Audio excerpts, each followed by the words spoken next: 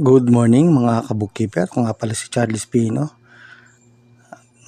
Senior District Bookkeeper Mabini District, Division of Bohol, Department of Education. Ang topic natin ngayon ay medyo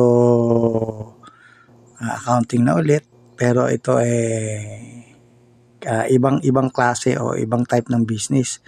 Gaya nung nakaraang kong video, ang diniscuss ko doon, ito yung karugtong. Dugtong to sa topic ko nung nakaraan. As you can see, ibang approach yung ginawa ko dito.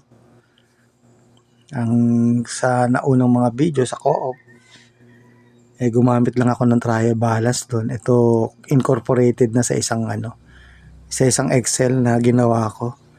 As you can see, meron siyang receipt. Ito yung mga Excel niyang receipt na pinagsusulat ko na dyan.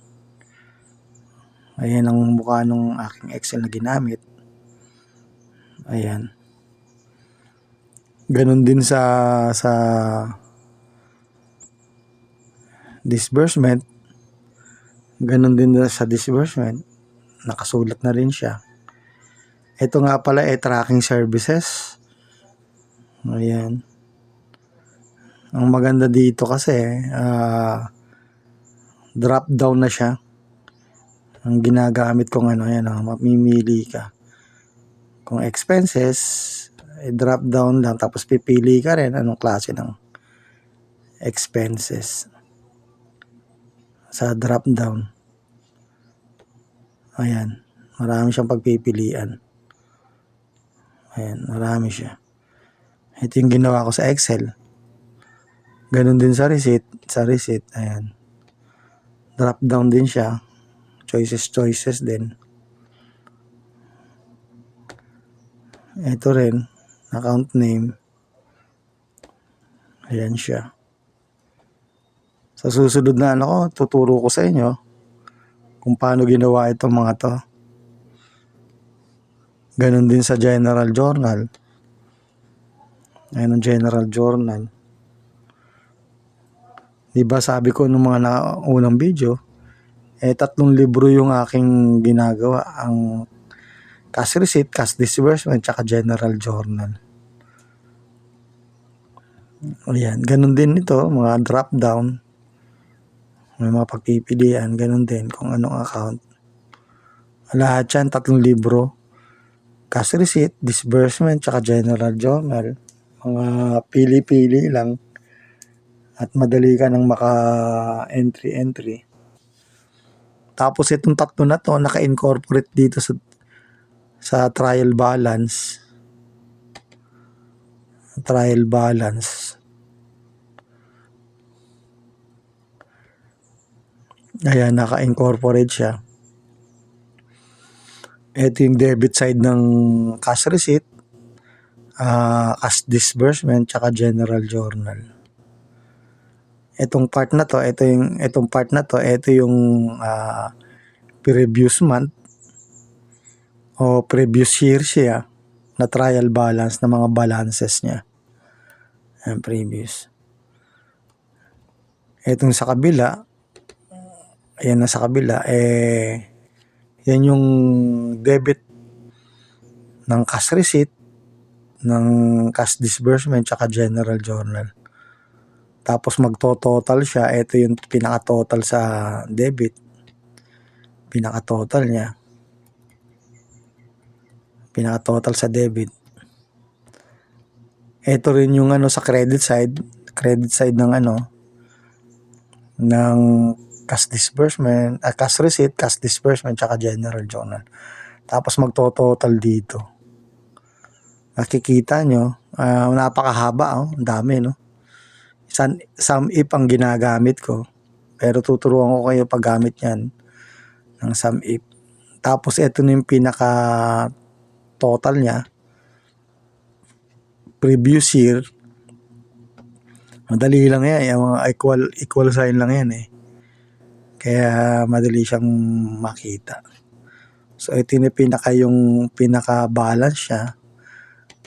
Ayan, as of today, as of now, cumulative na siya ng previous month, tsaka yung mga pagbabago sa cash receipt cash receipt tsaka cash disbursement. From there, sa trial balance, gumawa na rin ako mga notes. Ayan na siya. Ayan. As you can see, no, balikan natin yung trial balance.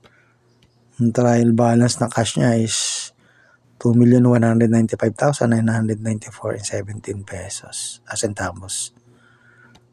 So, pumupunta na dito. Makikita mo lang, ayan, no, equal sign lang ang ginagamit ko. Ayan. So, lahat yan, nagre-reflect na kahit yung mga expenses, mga income, mga expenses, magre-reflect na dyan sa notes niya. Galing sa notes,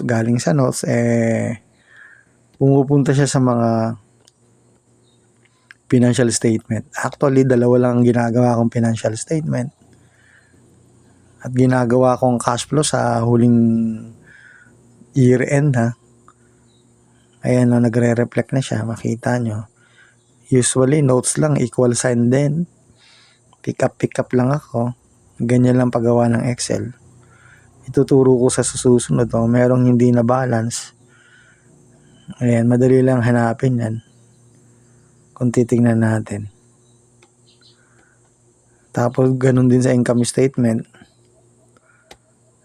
Sa income statement, pick up lang din. Ayan, kung titingnan nyo, equal sign lang din. Ayan. So, hindi parehas dun sa co-op. Diba ang co-op ko, ang ginagalaw ko dun, yung trial balance mismo. Tapos from trial balance, napupunta na ng accounting notes o financial notes. Notes 1 and 2 to. Ayan. Dito ako gumagalaw. Ito sa co-op, itong tatlo na to, hindi siya visible actually. Kahit itong tatlo sa credit, hindi siya visible. Kung babalikan nyo yung video ko, ganito lang ang format. Previous month, current month, tsaka total current ng trial balance. Ayan siya. Ganyan lang yung sa co-op. Pero ito, iniba ko. Kasi sa co-op, meron ng gumagawa at nagre-record ng cash receipt, cash disbursement, tsaka general journal. Ginagawa ko na lang, yung mga balances nila. Yung mga balances nila, naka total na. Kaya dito na ako dumediretso sa trial balance. Unlike dito,